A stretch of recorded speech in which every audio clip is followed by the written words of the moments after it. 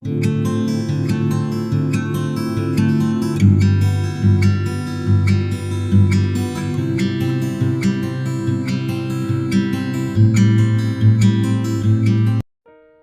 मसीही भाई बहनों को यीशु के नाम में शालोम, प्रेज द लॉर्ड, जय मसीह की। यीशु द सेवियर मिनिस्ट्री और मैं प्रभु यीशु मसीह में आपका भाई जेम्स, आप सभी का इस बाइबल अध्ययन कार्यक्रम में एक बार फिर से बहुत बहुत स्वागत और परमेश्वर का धन्यवाद करते हैं। मेरे प्यारे भाई बहनों, हम अध्ययन कर रहे हैं भजन संहिता की पुस्तक का और एक छोटी सी प्रार्थना के साथ आज के अध्ययन को हम शुरू करेंगे। हालेलुया, धन्यवाद पिता परमेश्वर, धन्यवाद करते पिता, धन्यवाद करते पिता परमेश्वर आपके अद्भुत रीति वाले प्रेम के लिए जो आपने अपने इकलौते पुत्र को देकर हम सभी पर प्रकट किया। धन्यवाद करते महान पिता परमेश्वर आपके अनुग्रह, आपके महान प्रेम, आपकी तमाम स्वर्गीय आशीषों के लिए। धन्यवाद करते पिता इस बाइबल अध्ययन कार्यक्रम के लिए जिससे हम आत्मिक रूप से आशीषित हो रहे हैं। होने दे पिता परमेश्वर आज के अध्ययन में हमेशा की तरह पवित्र आत्मा हमारी अगुवाई, सहायता और मदद करे, सत्य वचनों को ठीक रीति से सिखाए ताकि हम आपके ग्रहण योग्य बन सके। पिता परमेश्वर होने दे पिता परमेश्वर, सारी व्यवस्थाओं का संचालन हम आपके धर्ममय और बलवंत हाथों में सौंपते हैं। आप हमारी अगुवाई कीजिए, आप हमारी मदद कीजिए। सारा आदर देते हैं, सारी महिमा देते हैं और इस प्रार्थना को यीशु के सामर्थ्य और पवित्र नाम में मांगते हैं, आमीन। मेरे प्यारे भाई बहनों, अब तक हमने भजन संहिता में उसके 38वें अध्याय तक का अध्ययन कंप्लीट किया था और आज हम 39वें अध्याय से आगे का अध्ययन करेंगे।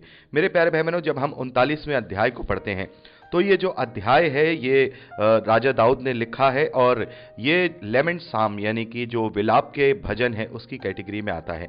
और जब हम इसको पढ़ते हैं तो एक तरीके से हमें ये प्रार्थना के रूप में दिखाई देता है कि जो दाऊद हैं वो परमेश्वर से प्रार्थना कर रहे हैं। एक पीड़ित मनुष्य के समान उनके जीवन में बहुत पीड़ा है, बहुत तकलीफ है, उसको दूर करने के लिए परमेश्वर से वो निवेदन कर रहे हैं, प्रार्थना कर रहे हैं। लेकिन मेरे प्यारे भाई बहनों, असल में ये जो 39वां अध्याय जो भजन है वो एक पीड़ित मनुष्य का एक पश्चाताप है। क्योंकि कई बार होता है मेरे प्यारे भाई बहनों कि हमारे जीवन में विपत्तियां आती हैं, हमारे जीवन में परेशानियां आती हैं और जैसा कि हम जानते हैं कि बहुत सारी परेशानियां ऐसी होती हैं, बहुत सारी विपत्तियां ऐसी होती हैं जो परमेश्वर के द्वारा डाली जाती हैं ताड़ना के रूप में, और बहुत सारी विपत्तियां और बहुत सारी परेशानियां ऐसी भी होती हैं जिससे परमेश्वर परीक्षा के लिए डालता है या परीक्षा के लिए वो उस पर देता है ताकि वो उसमें खरा उतर पाए।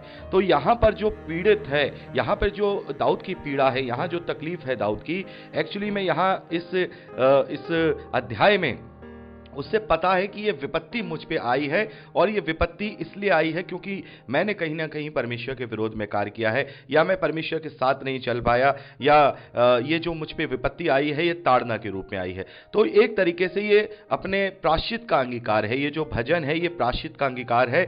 दाऊद यहां कहते हैं 39वें अध्याय 10वें और 11वें वचन में, तूने जो विपत्ति मुझ पर डाली है उसे मुझसे दूर कर दे, क्योंकि मैं तो तेरे हाथ की मार से भस्म हुआ जाता हूं।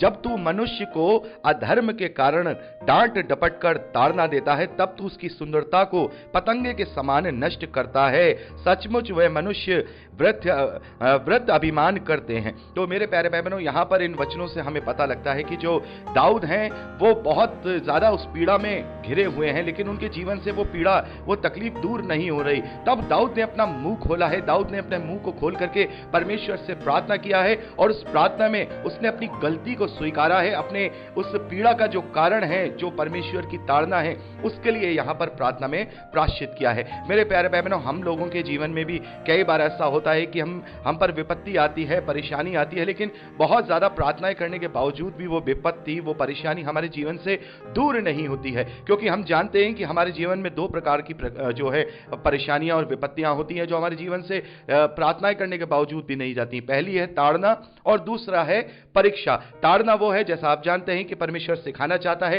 परीक्षा वो है जिसमें परमेश्वर हमारे धीरज की और विश्वास की परीक्षा लेता है। तो मेरे प्यारे भाई बहनों, यहां पर हम देखते हैं कि यहां दाऊद कहते हैं कि मैंने अपनी चाल चलन में मैंने कहा मैं अपनी चाल चलन में चौकसी करूंगा ताकि मेरी जीभ से पाप ना हो।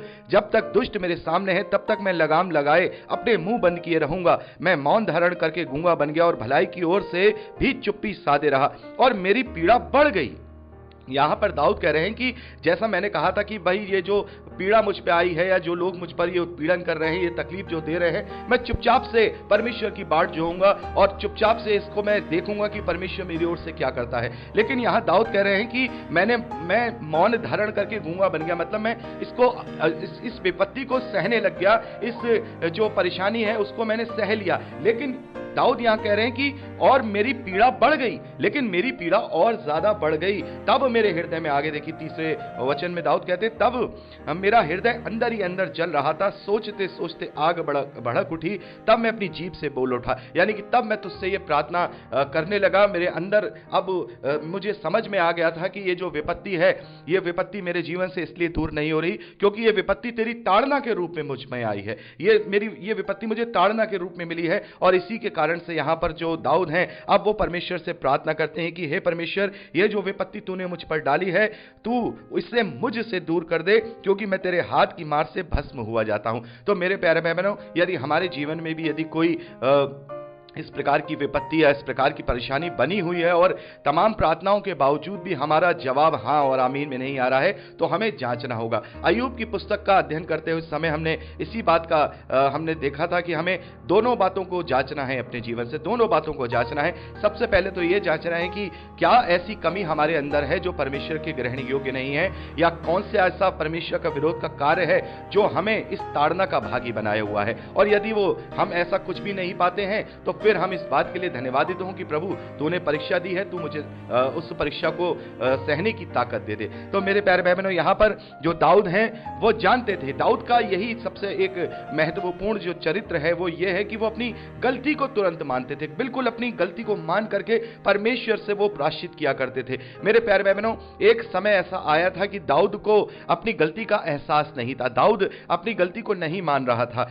हम देखते हैं कि जब बतशेबा को उसने अपनी पत्नी करके बना लिया था, तब परमेश्वर को उसकी गलती को बताना पड़ा और नातान भविष्यद्वक्ता के द्वारा परमेश्वर ने उसकी गलती को जो है दाऊद को बताया। लेकिन हम देखते हैं कि दाऊद ने जब उस गलती को देखा, उसको एहसास किया, तुरंत उसे उस बात का पछतावा हुआ, तुरंत उसने प्रायश्चित किया, वो तुरंत घुटनों के बल आ गया, तुरंत उसने परमेश्वर से गिड़गिड़ा करके प्रार्थना शुरू कर दिया। और इस बात को अभी हम आगे जो भजन संख्या 51 है, अध्याय संख्या 51 है, उसे पढ़ेंगे। तब उसने परमेश्वर से प्रार्थना किया, गिड़गिड़ा करके प्रार्थना किया। तो ये दाऊद का एक चरित्र था कि या तो वो अपनी गलती मान लिया करता था, या फिर जैसे ही उसे पता लगता था कि यहां मैंने गलती की है, तो वो तुरंत परमेश्वर से क्या करता था, अपनी गलतियों का क्षमा मांगता था और परमेश्वर से प्रायश्चित किया करता था।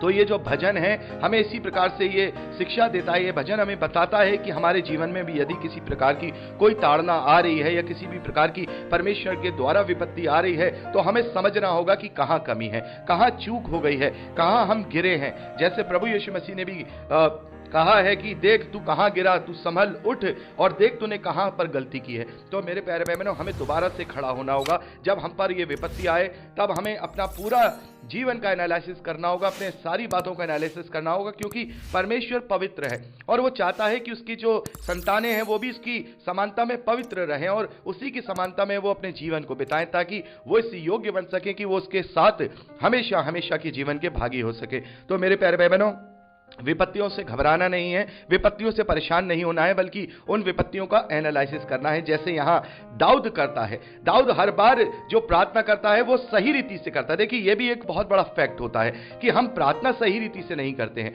कभी कभार हम केवल परमेश्वर से मांगते रहते हैं, लेकिन सही रीति से प्रार्थना नहीं करते। और यहां पर हम देखते हैं कि दाऊद ने जितनी भी प्रार्थनाएं की हैं वो सही रीति से की हैं। जहां जहां उसकी गलती थी वहां वहां उसने प्रायश्चित के साथ परमेश्वर से प्रार्थना की है। जहां जहां धन्यवादी की उसने भजन गाए, परमेश्वर की पूरी महिमा और स्तुति देते हुए उसने किए हैं। तो ये सही रीति से, सही पैटर्न के साथ हम देखते हैं भजन संहिता में दाऊद ने प्रार्थनाएं की हैं। और भजन संहिता को पढ़ के हम प्रार्थनाएं करना सीखते हैं कि कौन सी सिचुएशन हमारे जीवन में आई है, हमें सही रीति से इसी पैटर्न के साथ प्रार्थना करना है। हाँ, हो सकता है हमें डिट्टो ऐसी ही प्रार्थना परमेश्वर से कर दें, क्योंकि ये भजन भी परमेश्वर ने पवित्र आत्मा के सामर्थ्य के द्वारा लिखवाए हैं। हम ऐसी भी प्रार्थना कर सकते हैं, लेकिन इनसे हमें पैटर्न पता चलता है कि जब हम प्रार्थना करें तो ये देख लें, जांच लें कि सही मायने में हम जो प्रार्थना कर रहे हैं कि हम इसके योग्य हैं कि नहीं। क्योंकि दाऊद हमेशा पहले उन बातों को कहता था। दाऊद कहता था कि मैंने अपने हाथों को निर्दोषता के जल में धो लिया है। दाऊद कहता था कि मेरे जीवन में एक ये कमी पाई गई मेरे जीवन में, ये मैंने कमी दूर की। दाऊद हमेशा ये कहता था कि मैं भलाई के रास्ते पर चला, मैंने हमेशा किसी को भी अकारण नहीं सताया। वो पहले क्लेम करता था परमेश्वर से, अपनी प्रार्थना करने से पहले अपने जीवन के अपने चरित्र को वो क्लेम करता था। और जहां कहीं उसे ये लगता था कि मैं गलत हूं, मैंने परमेश्वर के विरोध में किया है, तो फिर वो उसको भी मान करके परमेश्वर से प्रार्थना किया करता था। और यही कारण था मेरे प्यारे बहनों कि दाऊद की प्रार्थनाओं का जवाब आया करता था, क्योंकि वो सही पैटर्न पर परमेश्वर से प्रार्थना करता था। तो दाऊद यहां पर यही कह रहे हैं कि हे परमेश्वर, जब तक मैं चुप रहा और मैं उससे सहता रहा, लेकिन ये मेरी पीड़ा बढ़ गई, तब मेरे मन की आग भड़क उठी और मैंने अपने मुंह को खोल करके तुझसे प्रार्थना शुरू कर दिया। और मैं समझ गया कि तू मुझे ताड़ना दे रहा है और तेरे हाथ की मार से मैं भस्म हो रहा हूं। अब तू मुझे उससे छुड़ा ले। मैं अपनी गलती को मानता हूं, तू मुझे अब उससे छुड़ा ले, क्योंकि अब यदि मैं इस जीवन में नहीं रहूंगा तो मैं कैसे उस प्रायश्चित को पूरा करके तेरे लिए महिमा करने पाऊंगा। आखिरी 13वें वचन में दाऊद कहते हैं कि आह, इससे पहले कि मैं यहां से चला जाऊं और ना रहूं, मुझे बचा ले, जिससे मैं प्रदीप्त जीवन को प्राप्त करूं। इससे पहले कि मुझे मृत्यु आ जाए, इससे पहले कि मैं इस जीवन को अपने देखूं कि मैं मर जाऊं, उससे पहले परमेश्वर तू मुझे इस ताड़ना से हटा ले, ताकि मैं तेरा धन्यवाद करने पाऊं, अपने आप को मैं तेरे ग्रहणी योग्य बनाने पाऊं। तो मेरे प्यारे बहनों, हम मसीही विश्वासियों को भी इसी प्रकार से परमेश्वर से प्रार्थना करना है। यही पैटर्न हमारा होना चाहिए कि हे परमेश्वर, तू हमें इन विपत्तियों से छुड़ा, ताकि हम एक बार फिर से खड़े होकर के अपने आप को जांचें, अपने आप को संभालें कि हमसे कहां गलती हुई थी, और तेरी महिमा, तेरी स्तुति करें, तेरा प्रचार करें और तेरी प्रशंसा के गीत गाएं। 4 वचन से लेकर 6 वचन तक और 13वें वचन तक दाऊद कहते हैं, हे यहोवा, ऐसा कर कि मेरा अंत मुझे मालूम हो जाए, और यह भी कि मेरी आयु के दिन कितने हैं, जिससे ये मैं जान लूं कि मैं कैसा अनित्य, यानी कि कैसा मैं निर्बल हूं। देख, तूने मेरी आयु बलिष्ठ भर की रखी है, और मेरी अवस्था तेरी दृष्टि में कुछ है ही नहीं। सचमुच सब मनुष्य कैसे भी स्थिर क्यों ना हो जाएं, तो भी व्यर्थ ठहरे हैं। सचमुच मनुष्य छाया सा चलता फिरता है, सचमुच में व्यर्थ घबराते हैं। वह धन का संचय तो करता है, परंतु नहीं जानता कि उसे कौन लेगा। और 13वें वचन में दाऊद कहते हैं कि इससे पहले कि मैं यहां से, यानी इस धरती से चला जाऊं, या मुझे मृत्यु आ जाए या ना रहूं, मुझे बचा ले, जिससे मैं प्रदीप्त जीवन प्राप्त करूं। तो दाऊद यहां अपनी प्रार्थना को शुरू करते ही इस बात को कहते हैं कि हे परमेश्वर, मैं नहीं जानता हूं कि मेरे जीवन के दिन कितने हैं, मैं नहीं जानता हूं। अच्छा होता कि तू मुझे बता देता कि मुझे अपने जीवन में कितने दिन जीने हैं। मैं जानता हूं कि मेरी आयु बहुत कम है। यहां जो बलिष्ठ है, यानी कि जो हमारे हाथ का जो बलिष्ठ होती है, उसके विषय में तो ये इंडिकेशन है कि हमारा जीवन बहुत छोटा है, और मनुष्य केवल इस धरती के जीवन को जीता है, छाया जैसी जीवन को जीता है, लेकिन उसे पता ही नहीं है उसके जीवन में क्या होगा। जितना वो धन कमा रहा है या वो सारी बातें कर रहा है, उसको नहीं पता है कि वो कौन लेगा। तो हे परमेश्वर, मैं तुझसे प्रार्थना करता हूं कि मेरी जो गलती हुई है उससे तू माफ कर दे, उसका मैं प्रायश्चित करता हूं। ये जीवन मैं नहीं जानता हूं कि मेरा जीवन कितना है, या तो मुझे बता दे। तो यहां पर हमें दाऊद के मन की व्यथा को समझना होगा। दाऊद यहां पर इस बात के लिए चिंतित है कि कहीं ऐसा ना हो कि मेरा जीवन खत्म हो जाए और मेरा प्रायश्चित पूरा ना हो। मेरे प्यारे भाई बहनों, यहां पर हम देखते हैं कि दाऊद अपनी पीड़ा में तो पड़ा हुआ है, लेकिन फिर भी उसे इस बात की ज्यादा चिंता है कि अगर मैं मर गया और मैं इसी विपत्ति के साथ मर गया, तो इसका मतलब यह है कि मैं परमेश्वर के विरोध में ही मरा हूं, मेरा पाप क्षमा नहीं हुआ है। यहां 13वें वचन को यहां जो दाऊद कह रहे हैं, यही उनका आशय है कि इससे पहले कि मैं यहां से चला जाऊं और ना रहूं, मुझे बचा ले, ताकि मैं प्रदीप्त जीवन प्राप्त करूं, मैं तेरे ग्रहण योग्य जीवन को प्राप्त करूं, जो तुझे पसंद है वो मैं प्राप्त करूं, क्योंकि मुझे नहीं पता है। या फिर मुझे बता दे कि मेरे जीवन में भी बहुत दिन है। मैं इस बात से बहुत चिंतित हूं। और इसी बात को लेकर के हम पढ़ते हैं आगे 8वें वचन से कि मेरे सब अपराधों के बंधन से छुड़ा ले,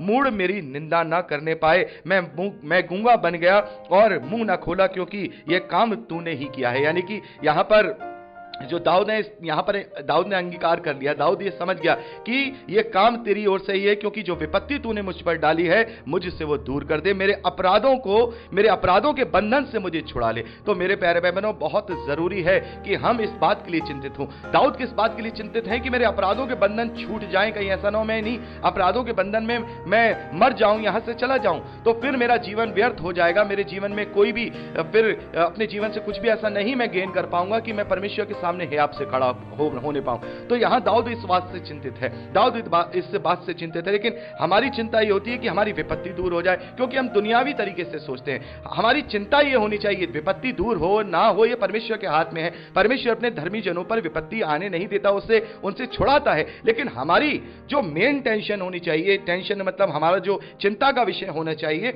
वो ये होना चाहिए कि हमने जो गलतियां की हैं, कहीं ऐसा ना हो कि सही मायने में बिना जाने, उनका बिना पश्चाताप किए इस दुनिया से चले जाएं। क्योंकि यदि हम ऐसे चले गए तो फिर हम उसके ग्रहण योग्य नहीं बने रहेंगे और ना ही हम विश्वास की दशा में मरेंगे। तो जरूरत यह है कि चाहे विपत्ति दूर हो ना हो, लेकिन जब हमारी आखिरी सांस आए तो हम विश्वास की दशा में मरें, ताकि जब हम जलाए जाए तो विश्वास की दशा में जलाए जाए, अनंत जीवन के लिए जलाए जाए, ना कि दंड के लिए। तो मेरे प्यारे भाई बहनों, यही जो 39वां अध्याय है हमें यह शिक्षा देता है कि हमें अपने जीवन में जांचना है कि क्यों यह विपत्ति हम पर आई है। क्योंकि परमेश्वर अपने आप से कुछ नहीं करता है, या तो फिर वो हमारी परीक्षा लेता है, या फिर वो हमें ताड़ना देकर यह बताना चाहता है कि देख, अपने मार्ग को सही कर ले, अपने मार्ग को मेरे ग्रहण योग्य बना ले। तो मेरे प्यारे भाई बहनों, यहां पर हमने 39वें अध्याय का अध्ययन कंप्लीट किया है और 40वें अध्याय से आगे का अध्ययन अब हम अगली रिकॉर्डिंग में करेंगे। प्रभु आप सबको आशीष दे। Praise the lord. जय मसीह।